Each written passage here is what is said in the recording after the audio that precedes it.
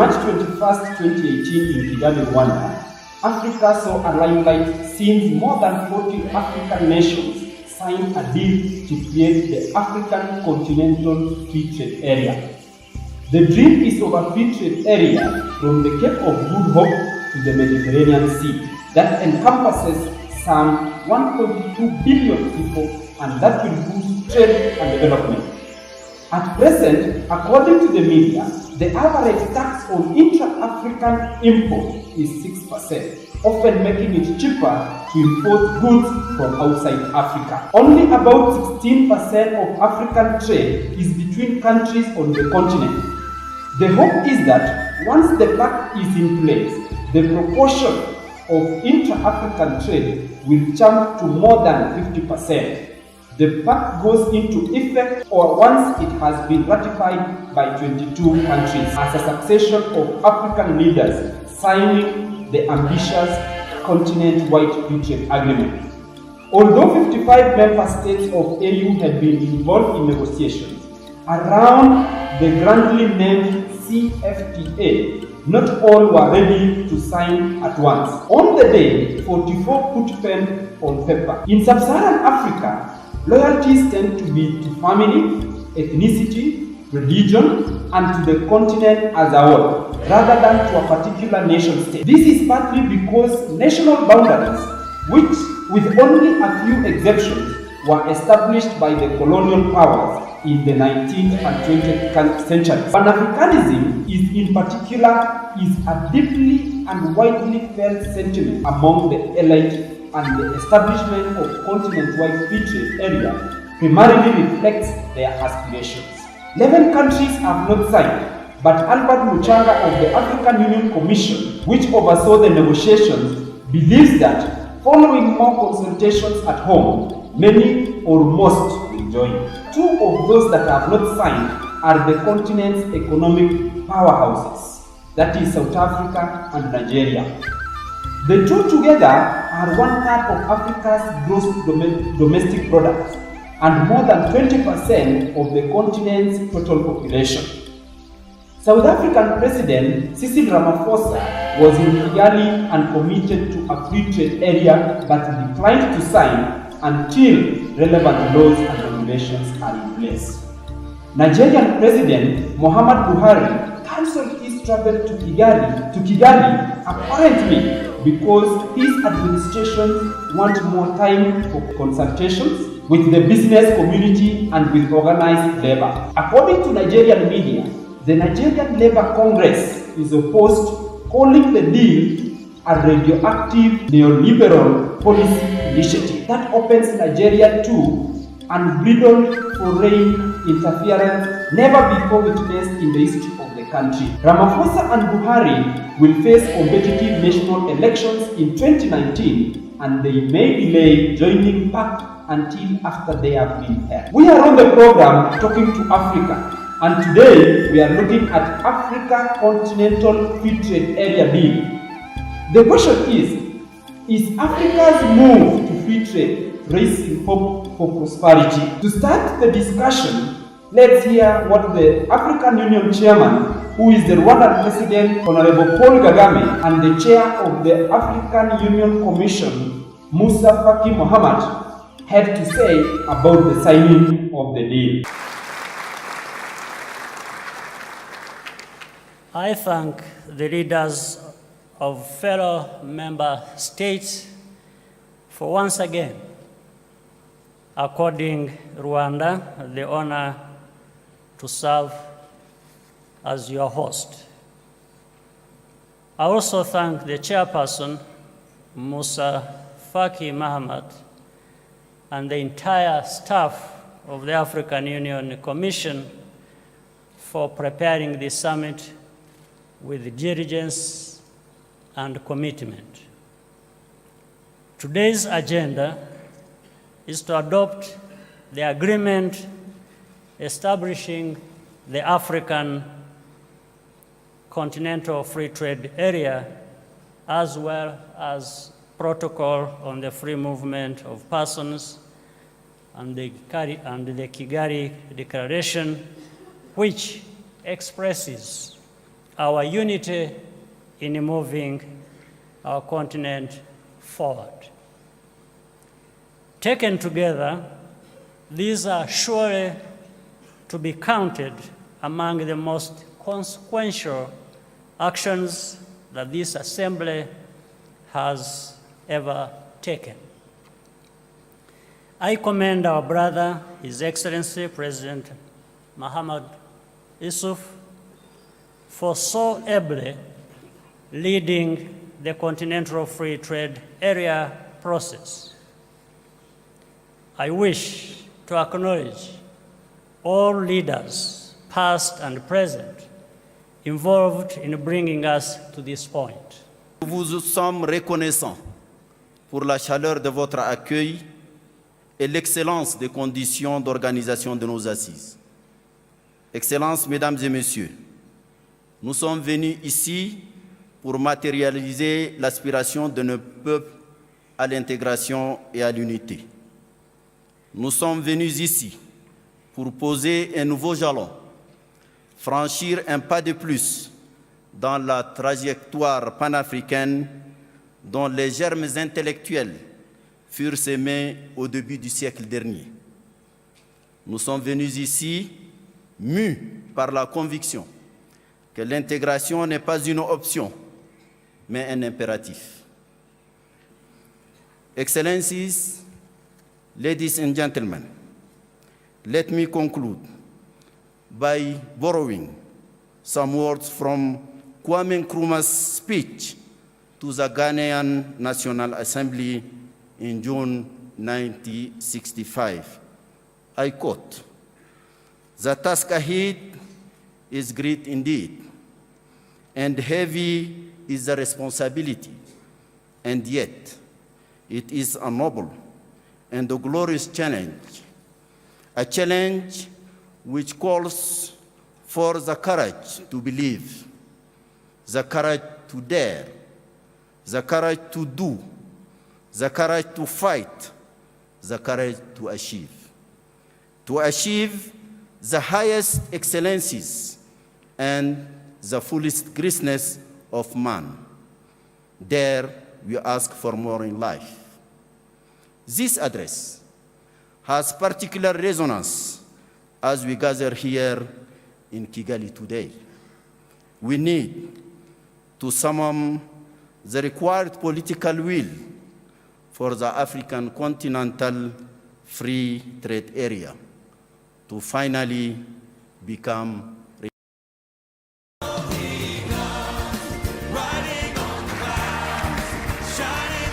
The program is Talking to Africa, and today we are looking on the free trade in Africa.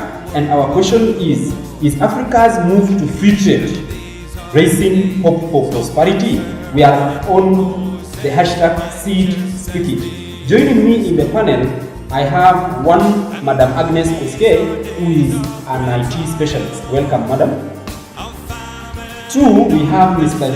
John Macharia, who is a business entrepreneur across Africa. Welcome, Mr. John. And three, we are with our own panelist, who is Mr. Jimmy Mjama, who is the director of Christ Healing Africa. Welcome, Mr. Mjama. Okay, we want to see on the current issue, which is the free trade in Africa. And today, we want to discuss Africa is moving towards this free trade. As we had seen on the first part that the African leaders met in Kigali, and on that meeting, they wanted to sign a deal to ensure there is free trade in Africa. On your own personal view, is this move to the best, or is this move causing challenge to the African continent? What is your view on the move to this free trade? Let me start with Mr. Macharia. Okay, free trade in Africa is a movement of goods from one area to the other and services. Yes. I believe as long as the African countries will have that support from each party country members, then definitely each country will benefit from it. Thank you very much. Madam Agnes, what is your view on this free trade? So first of all, thumbs up to the presidents and the countries that signed up to the deal, because for sure we know it will bring a lot of benefits to the countries that signed up. And of course, something nice will of course come with challenges, but with time we'll know how to overcome the challenges and move on with the free trade thing. Thank you very much. Yeah. Mr. Mjama. Okay, to me, African countries have been the recipient of foreign assistance since their independence. Yes. And I don't have to mention those organizations in this platform that they have been helping Africa. And we see the main concern that helping Africa affair has portrayed bad picture about Africa is only place whereby they only want aid. And joining and signing this treaty by 44 countries, it will remove barriers and it boosts how African will be trading at the coming years. So I concur that this is a great move, very beautiful, I welcome it. Still on that point, Mr. Mjama, what benefits now are coming to this free trade to the African countries? I have 4 of the benefits that Africa will get. Yes. 1, this will reduce foreign assistance because African nations will start to depend among themselves. Yes. In terms of trade, exchange of technology, that is a big move. Yes. Because they will start embracing, helping each other, Yes. and it will remove that what we call assistance.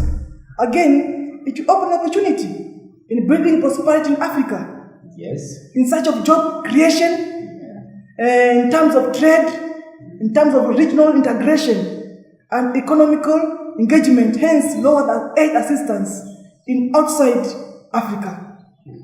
3, experts are saying if this move accomplished, it will maintain what we call trade, economic growth between 6 to 7% every year. That's a great move.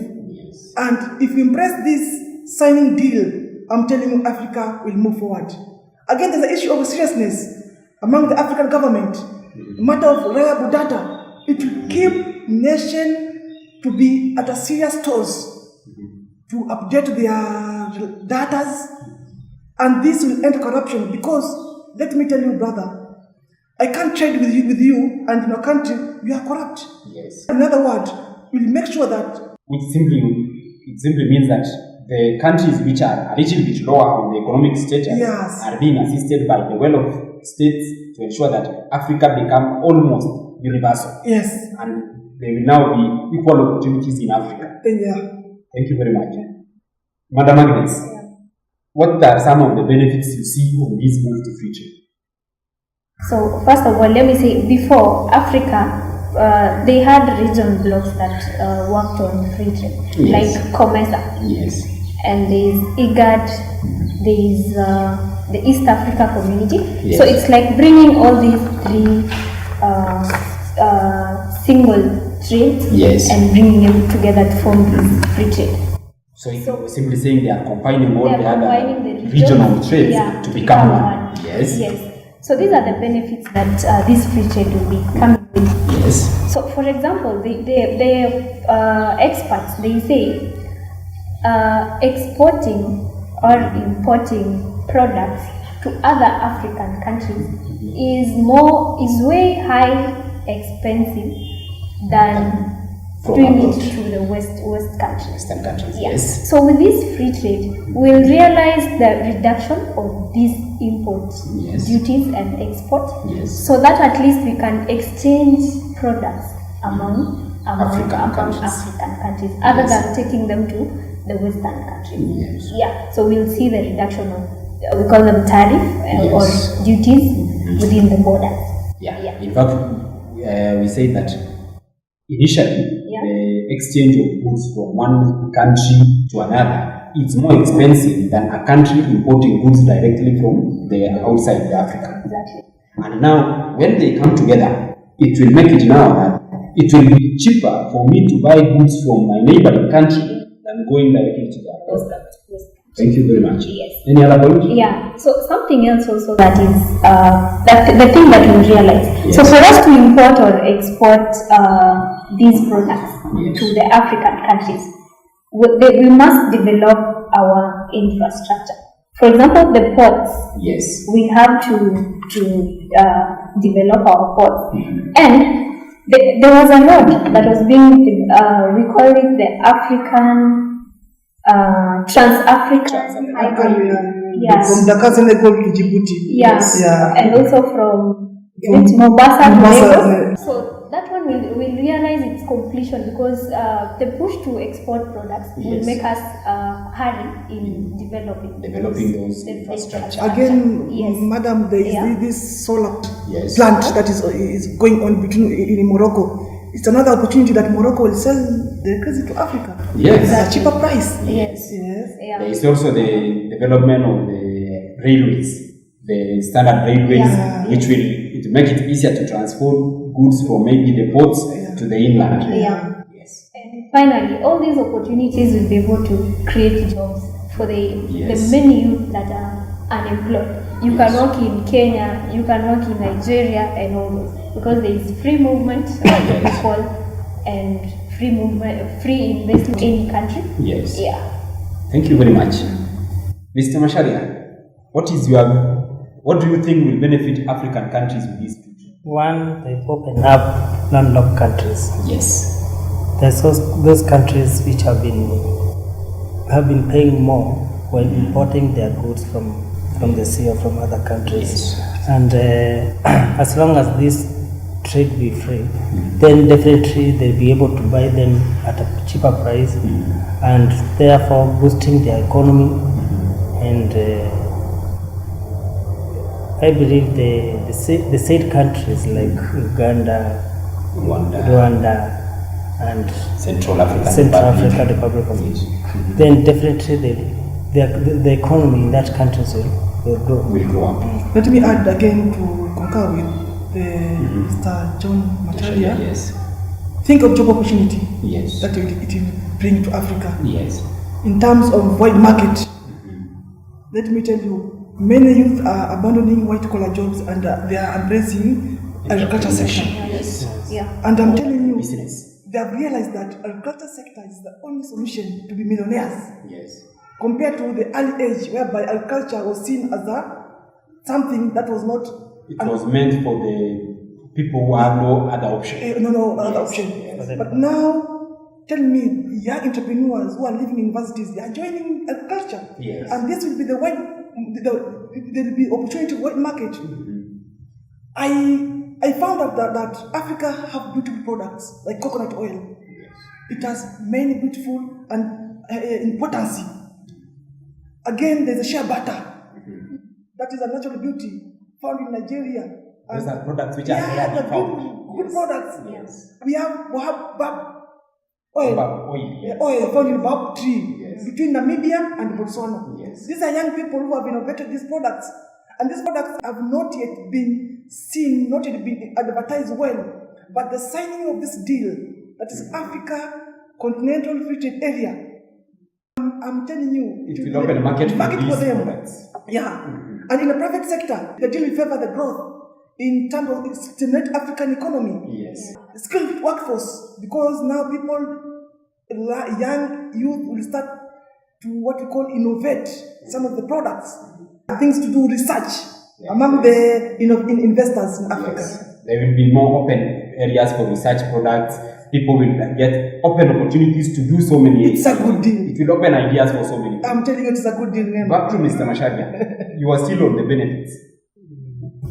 Something else that moving from one area to the other. Yes. When a member country, that's people from maybe South Africa comes to Kenya, Yes. they bring with new technologies. Yes. They bring up with new ideas of doing business in Yes. Kenya. They come up with the way of living from Yes. their country, and that will change the way of thinking from within the country. Yes. Within the country. Yes. And our the same thing will happen to Kenya when going to Malawi, Yes. Tanzania. The way they have been doing their business, they'll definitely change. Yes. And with that interaction, definitely the countries will grow and get more money from within. Yes. With your point, I remember Swahili saying, it says, mgeni karibu mwenyeji apone. So with your point, it seems that when these investors comes in, or when this trade is open, the member state will make use of the ideas brought in by that other person who started. Thank you very much. It's not going to be easy in the end. The agreement will be reached, but as I think everybody knows, you'd also face the problem. You can talk about the tariffs and say, okay, let us remove the tariffs, let's reduce them, let's do whatever. Then there's another problem that arises, which is a problem of non-tariff barriers. I'm saying these non-tariff barriers. So it's going to be a big struggle to get this thing to work, but it is important that it works. That vision about this economic integration on the continent also has had this view that there should be a common currency. I don't think we're at this stage yet on the continent where we can have such a common currency. Too many other conditions need to be met. So we find that with those benefits now coming into Africa, we still see that there are some countries who have not yet joined in. And one of the countries we see is South Africa saying there are some rules and regulations which has to be rectified. Nigeria is saying they are still asked to negotiate with their labor force. And we find that these two countries who are now, they are reluctant to sign in, and the rest who have not yet signed in, it simply means that it's like there are some challenges they are seeing which they have not yet been corrected. With us now, what are some of these challenges we see with this coming in of this future to the African countries that is making some other countries not to maybe join in the signing in? Let me say, starting with Mr. Mashari, what are some of the challenges which are likely to come in? One of the challenges that African countries have is terrorism. Yes. And insecurity and political instability. Yes. These are some of the things that have been affecting most of the countries, and I think the two countries which have not signed this deal, they think it will have a negative effect to their country. And likely they might lose their economical power within Africa. Yes. But now, with these two countries whom they might fear doing this, the same countries have been also championing for peace. The same countries want to ensure that Africa gets together. How do they want them to get together, yet they themselves they are reluctant? It's not that they are reluctant. Yes. The two countries, they have economic powers that they feel in one or the other countries are down. Yes. And they may not have more benefit from the other countries and in like Africa. The other countries will benefit from them. Oh, yes. Yes. Yeah. So also Nigeria, they are feeling that they don't want that foreign interference yet, because they have to deal with the Boko Haram first of all, yes, before getting other foreigners coming in. Because you never know, foreigners may come and do some terrorism activity. Yes, they have their own. So they just want to deal with the challenges they have with the terrorism, which is from the Boko Haram. Yeah. Yes. Because the foreigners coming. And South Africa, I feel they think that maybe the policies that have been set for the free trade, yes, they are not yet, they are not satisfied with those policies. So yes, they are waiting until it is stable. So they are giving their own counter offer on what they should benefit from it. Yes. But I'm thinking finally they will just do. Will they be joining on the wheel or because they don't want to be left out? Once it is stable and the policies are okay, and they see the benefits that other countries are getting, they will finally get it. Mr. Mjaba. Okay, because this is the first. Yes. 44 countries, again, it's true. It's not a joke. Doing business with 44 countries, and you have isolated yourself among those 44 countries. Definitely you can survive. And mind you, these 44 countries will come up with the rules and regulation. Because maybe Nigeria is good in selling movies. Yes. And tell me, if they refuse or they being reluctant in joining this free trade, they will face it rough in this They market. will have no market for their product. Yeah, product. Yes. So they definitely have to join this move. Yes. Yeah. South Africa also, we know currently South Africa is among the best when it comes to the medical sector. Yeah. So, but when they decide to fail, they might lack market for those services. Very much. Thank you very much. Madam Agnes, how will the ICT sector or the technological sector benefit with this future? So ICT will now come in on free trade on these 3 ways. Yes. So first of all, at the border, there will need to be management of foreigners that are getting into your country, and even the goods. Yes. So ICT will help in developing a good management system, a robust management system that will help in keying in people that are coming in and goods that are coming in. Yes. For the countries, the host countries to monitor the foreigners and also to monitor the goods that are coming into the country. Another way ICT will come in is on transaction across the border. Yes. Because of course we know banks will come in terms of foreign exchange and all this. But there's a new technology, IT trend that Africa can embrace, so that transferring of funds across the border will become easier. And this trend is what you call Bitcoin technology. Yes. Yeah. Bitcoin technology. Yes. Bitcoin technology. So it will provide a cheaper way of transferring funds, because it